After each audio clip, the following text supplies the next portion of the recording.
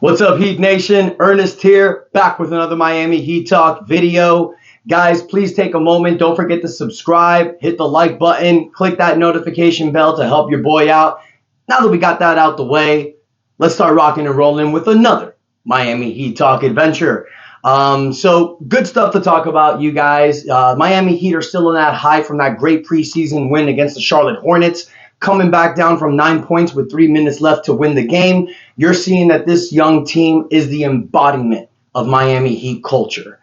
We still got 4 more games. You got the game tomorrow against the San Antonio Spurs, where you're going to see Victor Wembanyama in action. That's going to be interesting, you guys. I really want to see how Bam Adebayo guards a 7'4", 7'5" center. Even though Bam is an undersized center, being 6'9", 6'10", dude's 260 pounds. He's jacked with muscles. I don't think Wemby's going to be able to have his way with Bam. So it's going to be really interesting to see how Wemby plays against a defender like Bam, who is one of the most skilled defenders in the NBA. Now, it's not a regular season game, so I don't see how hard you're going to see them play. But I don't think Bam's just going to play lightly against a guy like Wemby. Now, I'm saying this not knowing if Bam will play or not. You know how Eric Spoelstra does these preseason games. He's more looking at his younger players to see who's going to develop in the last spots of the rotation. But I think Bam will probably get, like he did last game, anywhere from like 10 to 15 minutes. You got to get these guys comfortable with playing out there. You can't rely that on the regular season. It's very important to have these guys go out there together and play these games so they can get a feel for one another. So it's going to be really exciting watching the preseason game tomorrow. I'm going to be locked on. Hope you guys are as well. But a few things that I want to talk about, you guys, and I know one of the reasons why you clicked this video. I wanted to give you guys an update on a possible trade situation with the Miami Heat.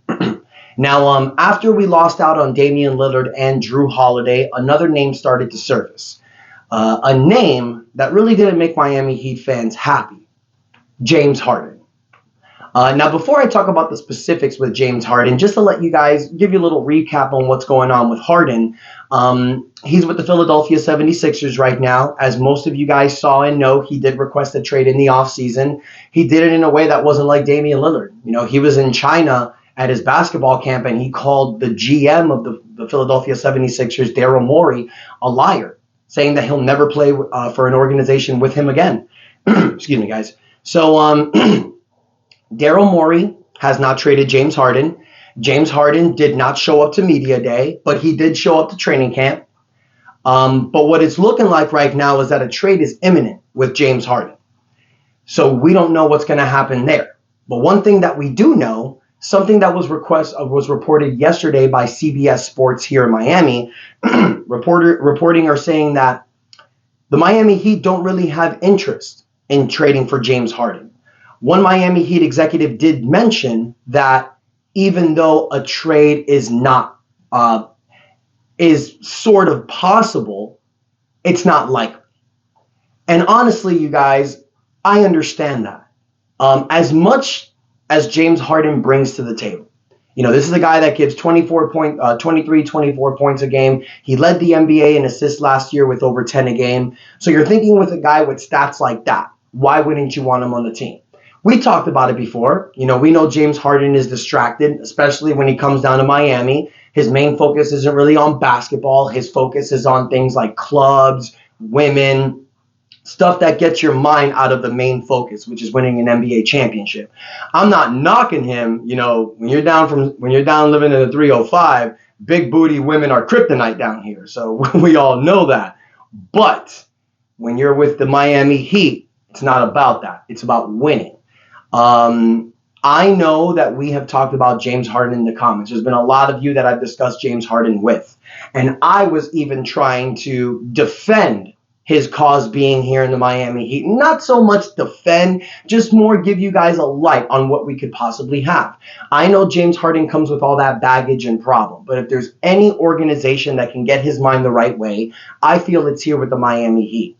We turn players that are trash or that have been casted off, we turn them into quality and great role players. With a guy like James Harden, if he buys into the system, I feel like he would have been a good fit. And let's not forget, James Harden is also on the last year of his contract. Any sports athlete will tell you. I don't care if it's basketball, football, baseball, hockey, doesn't matter. When you are on the final year of your contract, you're a good boy. You're a Boy Scout. You're doing everything you can to please teams. Why? Because they're going to pay you for your services.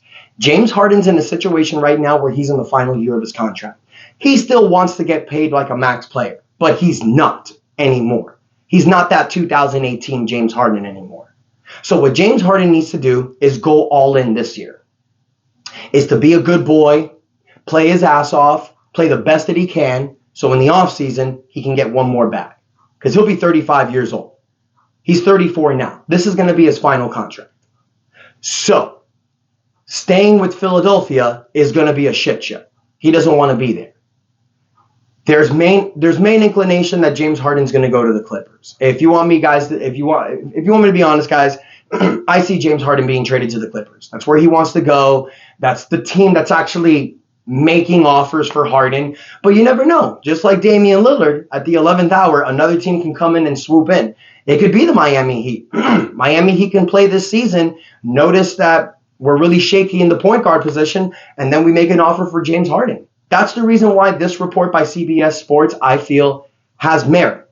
Because, yeah, the Miami Heat are interested in James Harden, but at the end of the day, we're not giving up any assets for him.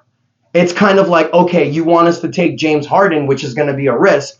Here's Kyle Lowry. Here's a future first-round draft pick. The salaries match. Take a future first-round draft pick as an asset incentive to let him go. But if Philly's not looking to make a trade like that, I don't think the Miami Heat should make an offer. You don't offer Jovic. You don't offer Jaquez. You don't offer Swider. You don't offer any of these young assets. You keep them. You grow them in-house. And that's another reason why I feel that Miami doesn't really have any interest in going for James Harden. Like Miami, that's what I'm saying, you guys. If Philly comes to Miami and say, look, we'll take Lowry and a first-round pick, Miami will be like, okay, give us Harden. We'll make it work. But Philly, I'm sure, wants more. And Miami's like, nah, we're not going to do that. Because we like what we have. It's been being said all offseason by guys like Ethan Spolnick, Ira Winderman. Check their past reports. Miami Heat executives have said, you guys, that they like this roster. And we saw in the preseason why. This is a deep team.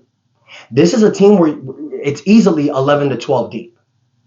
We not only in the preseason, you guys, you know what a lot of these players bring. You saw the emergence of Thomas Bryant in the preseason. Josh Richardson looked like he's never left. He embodies Heat culture.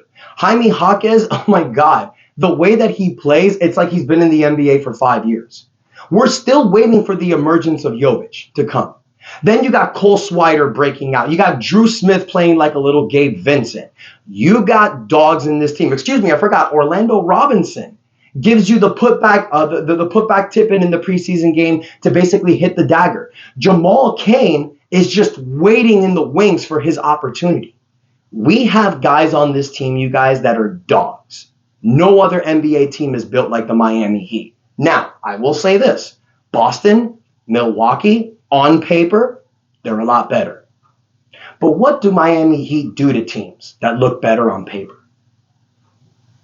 We beat them. I mean, we didn't beat Denver, but you know the run last playoff series. Miami Heat is that team that you don't want to sleep on. I don't care how good your roster is. I don't care what you have. When you are playing the Miami Heat, you can lose that game. It's just a fact. When I look at this team, you guys, we are the best defensive team in the NBA. Let me throw a lineup at you guys real quick just to explain what I'm talking about. Imagine you're playing against a lineup of Bam Adebayo, Jimmy Butler, Hayward Highsmith, Josh Richardson, and Caleb Martin. That's going to be tough to score on. And look, I understand that this NBA is predicated on offense. I understand in this generation of NBA, it's about score the most points, score 120, score 130. You're not going to be able to do that against this Miami Heat team. We don't have a lot of players that are defensive liabilities.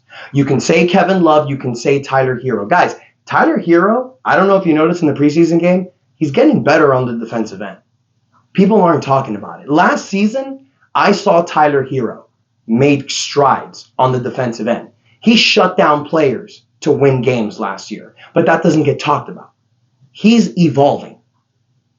You're playing on a team with guys like Jimmy Butler, Bam Adebayo, Caleb Martin, Hayward Highsmith. You got Eric Spoelstra as the coach. You got defensive-minded coaches. You got Kyle Lowry. You got guys that focus a lot on the defensive end. These guys are going to get better. Say what you want about Kevin Love. He's good enough. This Miami Heat team is going to be a problem to score buckets on. That's my opinion. So, yeah, that's why I feel like, you guys, we don't have to make a trade for James Harden unless an offer is too sweet to pass up. And no knock on James Harden, no disrespect, but there's a word that's called chemistry. You can't ruin chemistry. Kyle Lowry on this team is good for chemistry. I understand a lot of people don't want Kyle Lowry. I understand he's making $29 million. I understand he's going to play about 20 minutes a game, and that's insane to play a player that much for. But understand that Kyle Lowry brings something to this team that some of these younger players do not. He brings championship pedigree, he brings experience, and he brings assistance. He helps these guys get better. Now, one more thing I want to talk about, you guys, before I close this video. I mentioned him a little bit, Nikola Jovic. There was a reason why he didn't play a lot in the preseason game. It turns out that he is going through a knee injury right now. From what I'm hearing from the reports, I don't know if it's something serious. I really hope this isn't like his back injury last season where we thought it was nothing and then he ended up missing a lot of time. I really believe in Nikola Jovic. I really believe that he can become the starting power forward of this team.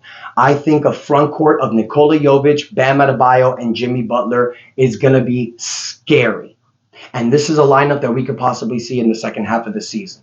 So the last thing this kid needs right now is an injury. Now, he's only 20 years old, so I don't really take injuries that big of a deal. As all of you remember being 20, you heal pretty quick. So I really hope it's nothing serious. I'd really love to see the kid out there, especially with the game tomorrow. It would suck if he misses the preseason, because if Nikola Jovic doesn't play a lot in the preseason, I don't think you're going to see him play in the season.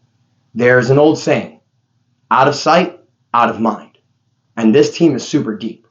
So if Jovic doesn't play in the preseason, he's going to lose his opportunity this year. I really hope he doesn't. So I want to hear from you guys. What do you guys think about this whole James Harden situation? I know we've talked about it in the past, but this is a video specifically on James Harden, so I want to hear what you guys have to say about that. Would you guys trade for James Harden if it meant that we didn't have to give up any assets that we have, like Nikola Jovic, Jaime Jaquez, Cole Swider, Tyler Hero? Would you guys be okay if we ended up trading Kyle Lowry, a future first-round draft pick?